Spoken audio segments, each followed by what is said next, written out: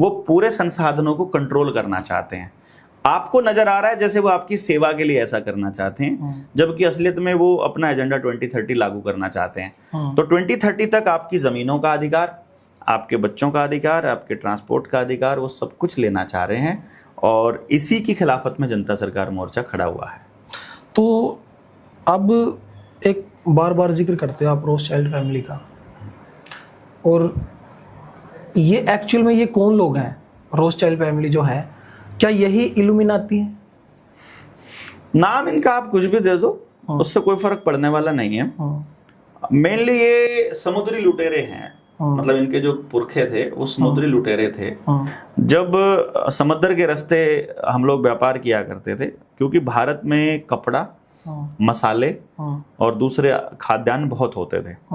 अगर आप हमारी किताब रुपया मतलब मूल्य का मापक या शोषण का साधन, अगर आप पढ़ोगे तो आपको उसमें आंकड़े दिए हुए हैं हमने वर्ल्ड इकोनॉमिक फोरम के ही, यूनाइटेड नेशंस के हवाले से, कि जिस टाइम पे ईस्ट इंडिया कंपनी 1600 में आती है, उस टाइम पर पूरी दुनिया की इकोनॉमी के अंदर इंडिया और चाइना का कंपटीशन चल रहा है। कभी इंडिया फर्स्ट आ रहा है और चाइना सेकंड, कभी चाइना फर्स्ट और इंडिया सेकंड।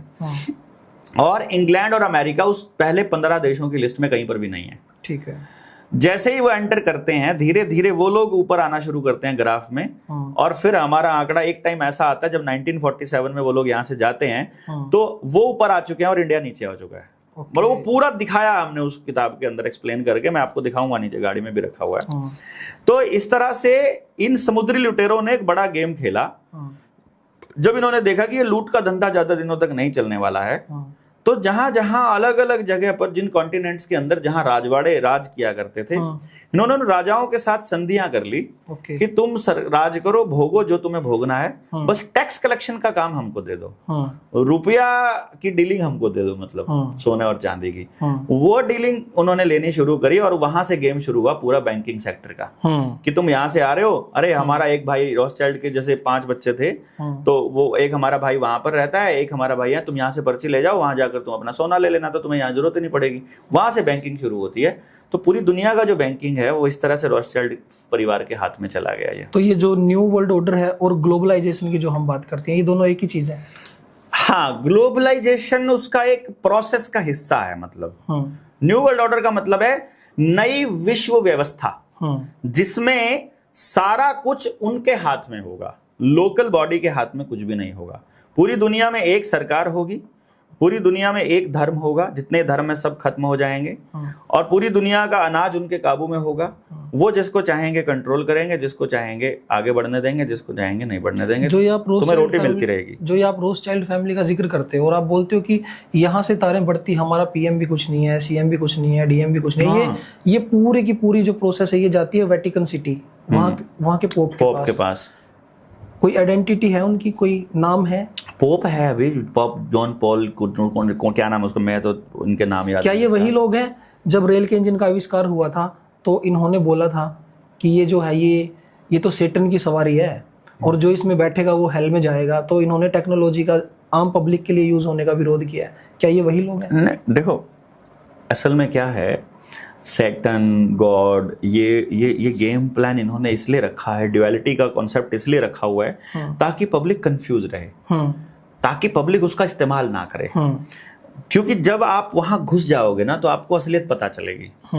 जैसे 3, 6 और 9, ये 3 नंबर यूनिवर्स के सबसे ताकतवर नंबर हैं, और ये लोग उसको 666 को मतलब शैतान का नंबर घोषित कर देते हैं। 666 मतलब इस तरह से ना, वो यानी कि ये जो कंट्रोल करने वाले लोग हैं, पावर को ग्रैब करने वाले लोग हैं, ये उसका इस्तेमाल करते हैं।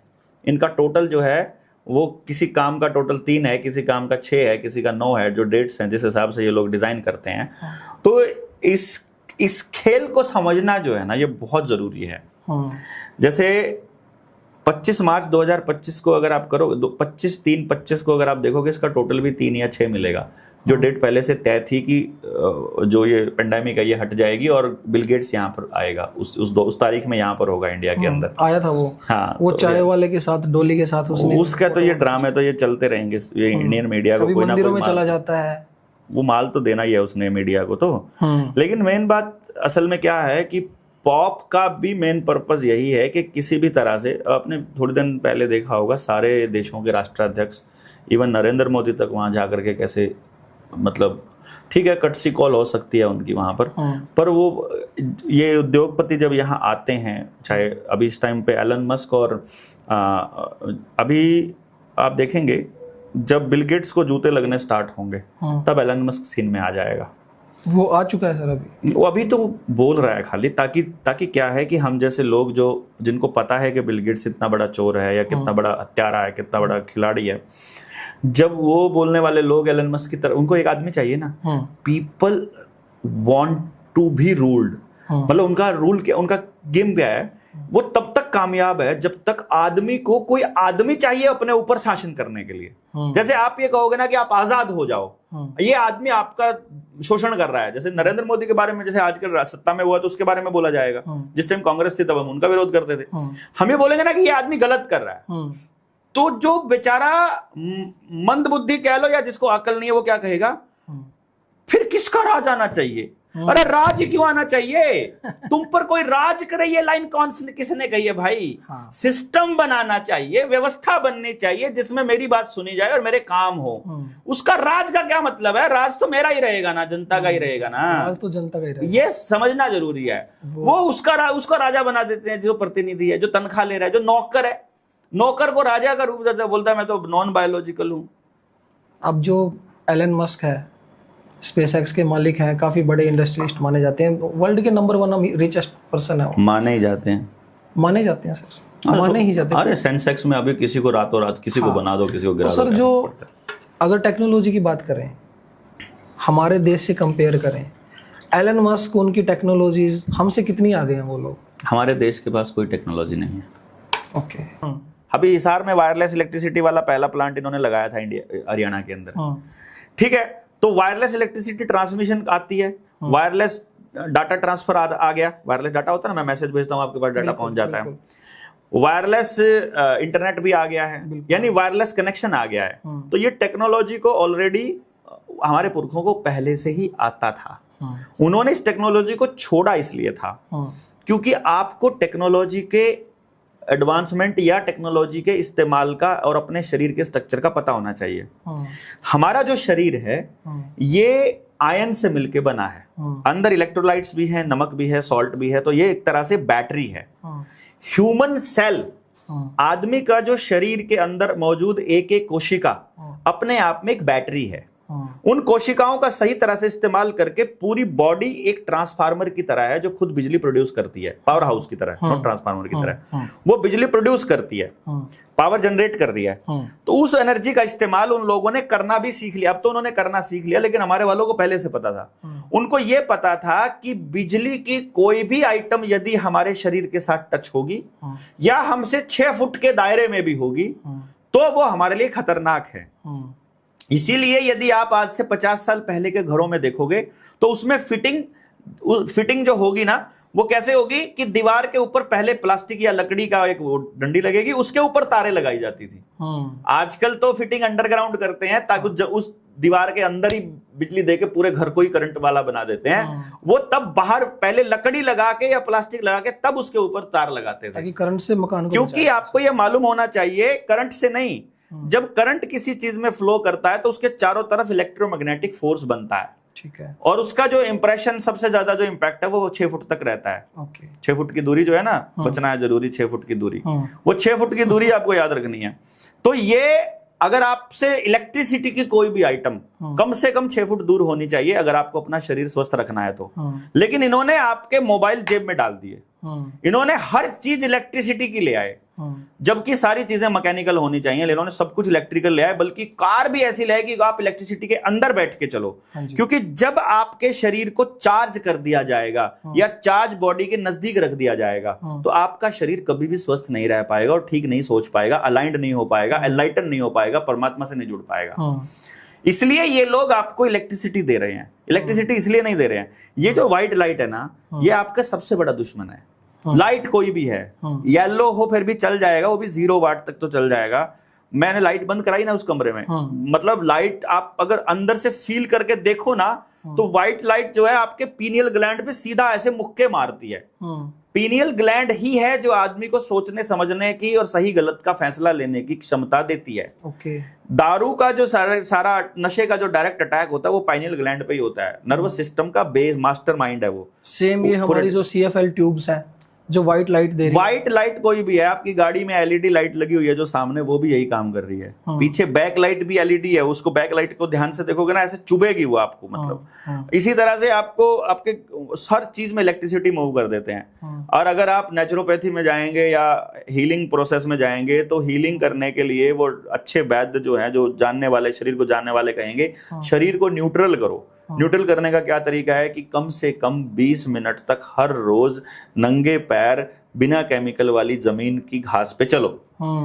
अरे वो तो हम पहले ही चलते थे, हम तो अपने खेत में नंगे पैर ही रहते थे। अपने घरों में भी हमारी कच्ची शाल होती थी, उसके ऊपर गोबर लेपते थे और उसमें रहते थे नंगे पैर। इन्होंने हमको फर्श दे दिए, इन्होंने हमको सड़कें दे दी, इन्होंने कच्ची मिट्टी छोड़ी ही नहीं हमारे लिए कहीं पर भी। मतलब हम मॉडर्न हुए नहीं है, हमें बनाया गया है असल में हमको बर्बाद करने के लिए, ताकि आप सोचने समझने की क्षमता खो दो। आपके खाने के अंदर भी अडल्ट्रेशन इसलिए किया गया, आपके बीजों को भी इसलिए छेड़ा गया, आपके जानवरों को का DNA भी इसलिए बदला गया, आपका DNA भी इसलिए बदला जा रहा है, आपको ये टेक्नोलॉजी दी भी इसलिए जा रही है। और ये लाइट केवल और केवल आपकी पाइनियल ग्लैंड पे अटैक करने के लिए है, केवल आपको बीमार रखने के लिए है। 6 बजे के बाद जब सूरज ही छिप गया भाई, उसका मतलब अंधेरा हो गया। लाइट का क्या करोगे अब? हमारे शरीर के जो अंग मैं दिन में बोल रहा था, तो हमारे शरीर के अंगों के काम करने का टाइम आ गया। अब हमारा लीवर काम करेगा। जब हमारा लीवर काम करेगा तो खाना खाओगे तभी तो करेगा। बिल्कुल। 8 बजे के बाद लीवर काम नहीं करता है, तो यानी कि 2 घंटे अगर उसको पचाने में लगते हैं तो 6 बजे से पहले खाना जिसका हो गया वही खाना है, बाकी तो मल है अंदर, ऐसे ही पड़ा रहेगा। जो अगर कोई बंदा 6 बजे के बाद खाना खा रहा है वो खाना नहीं है, वो मल है, वो शरीर में नहीं लगता है, वो केवल पेट भरता है। और उसके बाद जो जाग रहा है 8 बजे के बाद, वो आने वाले टाइम में बीमार होने के लिए तैयार हो रहा है। इन्होंने तो इंटरनेट ही 10 बजे के बाद देना शुरू किया। ये तो सारे के सारे सीरियल ही 9 बजे के बाद आते हैं। अच्छे कार्यक्रम, अच्छे काम सारे 9 बजे के बाद आते हैं। इन्होंने तो शादियां भी रात को करनी शुरू कर दी, इन्होंने तो ब्याह में भी मल्टीपल ऐसा खाना देना शुरू कर दिया जो एक दूसरे का विरुद्ध आहार है। ये तो ट्रैवलिंग के लिए आदमी बना ही नहीं है, तो ट्रैवलिंग भी करते रहो सारा दिन ट्रैवल से जुड़ा। मॉडर्नाइजेशन के नाम पे हो रहा है ये, मॉडर्नाइजेशन के नाम पर, विकास के नाम पर हो रहा है, तरक्की के नाम पर। अभी जो ये नई टेक्नोलॉजी देखने को मिल रही है, AI, आर्टिफिशियल इंटेलिजेंस, ये जो टेक्नोलॉजी है सर, ये कहाँ लेके जाएगी हमें? ये हमको बिल्कुल बुद्धिहीन बना देगी। बुद्धिहीन तो सर जैसे आप कैलकुलेटर आने के बाद आपने जोड़ घटा करना बंद कर दिया, वैसे ही AI आने के बाद आप कुछ पढ़ना बंद कर दोगे। जो पूछना है AI से पूछ लो ना, फिर AI आपको सच्ची इन्फॉर्मेशन देगा। अभी बच्चे करने लगे हैं अभी। हाँ, मैं वही कह रहा हूँ। अभी जैसे ग्रॉक चल रहा है या ChatGPT चल रहा है, अभी लोग बाग उससे पूछ रहे हैं, अभी ChatGPT सही इन्फॉर्मेशन दे रहा है। इट्स ऑल प्रोग्रामिंग कोड है ये तो। यानी अभी आपने एक्सेप्ट कर लिया, ये वाली पीढ़ी जो हमारे वाली पीढ़ी है, इसको 50 साल पहले का भी पता है, वो इन्फॉर्मेशन भी लेके बैठी है, तो हमको पता है कि झूठ बोल रहे हैं अभी। तो जब तक हमारी पीढ़ी मरती नहीं है तब तक वो ठीक इन्फॉर्मेशन दे रहे हैं। हमारी पीढ़ी के मरने के बाद नई पीढ़ी को तो वो जो इन्फॉर्मेशन देगा, नई पीढ़ी तो उसी को सच मान बैठेगी। उसको तो पता ही नहीं होगा कि हमारे नालंदा विश्वविद्यालय क्या थे, हमारे मतलब BHU क्या था, बनारस हिंदू यूनिवर्सिटी क्या बताती होती थी। उनको पता ही नहीं है कि असली नॉलेज क्या है, उनको तो मालूम ही नहीं है कि क्या चल रहा है और असल में क्या। ये वीडियो जुड़ना कोई बड़ी बात थोड़ी ना। हम जैसों की वीडियो AI पता लगा लेता ना देवेंद्र बलारा की वीडियो कहाँ है। उनको एक बटन दबाना है कि ये साउंड की फ्रीक्वेंसी वाली वीडियो उड़ जाए, सारे इंटरनेट से गायब एक रात में हो जाएगा देवेंद्र बलारा, पता भी नहीं चलेगा। जब मैं गिरफ्तार हुआ था मास्क वाले मसले पर, जब मैं वहां से बाहर निकला, मेरे पिछले 15 साल की रिसर्च जीरो कर दी थी उन्होंने। बाहर आकर के देखा देवेंद्र बलारा, अभी भी सर्च करोगे वहां सीरियल किलर आता है देवेंद्र। मतलब अभी देवेंद्र बलारा गूगल पर सर्च करोगे ना तो पहला जो आता है सीरियल किलर देवेंद्र आता है। यार ये क्या बात हो गई यार, जो रिसर्च थी, जो मेरी एजुकेशन का काम था, सारा खा गए एक ही रात में, सब उड़ा दिया सारा कुछ। देवेंद्र बलारा के बारे में कोई जानना चाहे तो कौन है कहने है, तो ऐसे करके आप जब मर्जी उड़ा दो। तो इन्फॉर्मेशन किताबों में स्टोर होता है, किताब पढ़ने की आदत रखी नहीं है इन्होंने। एजुकेशन की हम बात कर रहे थे सर, एक बात हुई थी और वो बीच में रह गई थी। आप PMC मिलने गए थे, उन्होंने आपको किसी IAS ऑफिसर से मिलाया, उसका रिजल्ट क्या रहा सर? मैंने उसके बाद बाकी चीज़ों में घुमा फिरा के बता दिया ओके, सोशल मीडिया पे आप कैसे बोलोगे किसी के खिलाफ कि मतलब उन्होंने क्या कहा? मतलब ये है कि उसका कोई रिजल्ट नहीं निकला। उसका रिजल्ट यही निकला कि जिसके बच्चे बर्बाद हो रहे हैं ना, हाँ, उन्हीं से बात करनी पड़ेगी। वही कर सकते हैं जो कर वही- सकते हैं। वही नेता नहीं करेगा, अभिनेता नहीं करेगा, सीएम नहीं करेगा, पीएम नहीं करेगा, कोई नहीं करेगा। सबको या तो पार्टी फंड में पैसा चाहिए या सबको अपना हिस्सा चाहिए। वही आप आज कर रहे हो। वो हम कर ही रहे हैं। और एक अभी नई टेक्नोलॉजी हमारे कुछ बैंक्स में इंट्रोड्यूस हुई है, ब्लॉकचेन। नहीं है ये, कई साल पुराने हैं। हमारे 2021 की वीडियोस में हमारे है बैंक मेरी। यूज कर रहे हैं, हाँ। जैसे कई बैंक हैं इंडिया के। तो ये क्या है सर, शॉर्ट में बता दीजिए थोड़ा। ब्लॉकचेन में क्या है कि आपकी सारी गतिविधियों का एक डेटा एक आधार के साथ जो भी जुड़ा है, यानी एक आधार के साथ जितने परिवार, मान लो फैमिली आईडी भी जुड़ी है उस आधार के साथ, तो उस फैमिली का जितना डेटा, उस फैमिली का जितना कर्जा, उस फैमिली का जितना पैसा, उस फैमिली के जितने व्हीकल्स, उस फैमिली की जितनी जमीन, उस फैमिली को कब टीका लगा, उस फैमिली के प्रत्येक व्यक्ति का डेटा, उसके नाम पे क्या क्या है, उसका क्या कुछ है, सब कुछ, एवरीथिंग, सारी इंफॉर्मेशन उनके पास एक बटन से। That is blockchain. That is blockchain. सब आपका कुछ, सारा इंटीग्रेटेड डेटा सब कुछ ऑन वन क्लिक, एक क्लिक, वो ब्लॉकचेन है। वो ब्लॉकचेन है। ओके, तो फिर सर इस दुनिया के जो असली मालिक हैं वो तो रोथशाइल्ड और बिल गेट्स जैसे लोग हैं। नहीं, वो अपने आप को मानते हैं असली मालिक हम हैं। जब तक यहाँ पैदा हुआ हर जीव, हर व्यक्ति इस धरती का असली मालिक है और उसको अपने मालिकाना हक क्लेम करना पड़ेगा। अगर आप क्लेम नहीं करोगे तो कोई नहीं देगा। अभी लाल डोरा है ना, आप अपने घर को क्लेम मत करो, तो सरकार अपने नाम कर लेगी। हाँ, आप क्लेम करना पड़ेगा ना भाई, आपको मालिकाना करना हक। पड़ेगा। हाँ, तो धरती पे मालिकाना हक क्लेम करना पड़ेगा। मालिक है भाई, तुम कौन होते हो? बिल्कुल सर, बिल्कुल सर। जो एलन मस्क की आप बात कर रहे थे, एलन मस्क की अभी रिसेंट एंट्री हुई है इंडिया में। अभी भाई देखो, इसका पर्पस क्या है? हम इसका यही पर्पस मैं आपको पहले बता चुका हूँ। जब बिल गेट्स को जूते पड़ेंगे तो एक आदमी चाहिए जो उसके खिलाफ बोलने वाला हो, तो वो एलन मस्क है। जैसे हम जैसे लोगों को, इन पूंजीपतियों को पता होता है ये हमको बोलने दे रहे हैं। क्यों बोलने दे रहे हैं? इनको लगता है कि कल को देवेंद्र भलारा को हम लोग मैनेज कर सकते हैं। कल को जब ये दिखे कि भाई पूरी सारी सरकारों को गालियां दे रहा है, सारी पार्टियों को गालियां दे रहा है, तो इसी से पूछ लो तुमको क्या चाहिए। हम कहेंगे हमको व्यवस्था परिवर्तन चाहिए। वो कहेंगे व्यवस्था परिवर्तन कैसे करोगे? मैंने कहा हम जनता को जगाएंगे। बोलेंगे जनता को जगा के करना आसान होगा या सत्ता में बैठकर होगा? तो तुम चीफ मिनिस्टर बन के देखो ना, वहां करके बना देना। हमको मालूम है चीफ मिनिस्टर के ऑफिस में और पीएमओ के हर ऑफिस के अंदर और हर मंत्रालय के अंदर सीआईए का एजेंट बैठा हुआ है, जो भी जनता के हित की बात करेगा और उनके एजेंट उनकी उनकी उनकी खिलाफत की बात करेगा, सुबह मरा हुआ पड़ा मिलेगा। हमें मालूम है सड़क पे चलता हुआ पड़ा मिलेगा। हमको मालूम है ये गेम वहां से चलता है। हमको ये पता है कि ये सारा तंत्र उनके हिसाब से चलता है। तो मैं ये कह रहा हूं कि मुझे अगर वो लोग इस्तेमाल करना चाहेंगे अपने लिए, अगर वो इस्तेमाल करना चाहेंगे ये कि ये अपोजिशन बन गया है अभी और जनता इसको सोचने लग गई है, तो इसको ही सत्ता हस्तांतरित कर दो, जैसे उन्होंने नेहरू को कर दी थी। कल खेल खत्म होने का कठपुतली आ जाएगा। इनको ये नहीं पता है कि जनता से नेता निकालने की तैयारियां हो चुकी हैं, तो वो इसके जाल में हम लोग नहीं फंसने वाले हैं। है कि ये सारा तंत्र उनके हिसाब से चलता है। तो मैं ये कह रहा हूं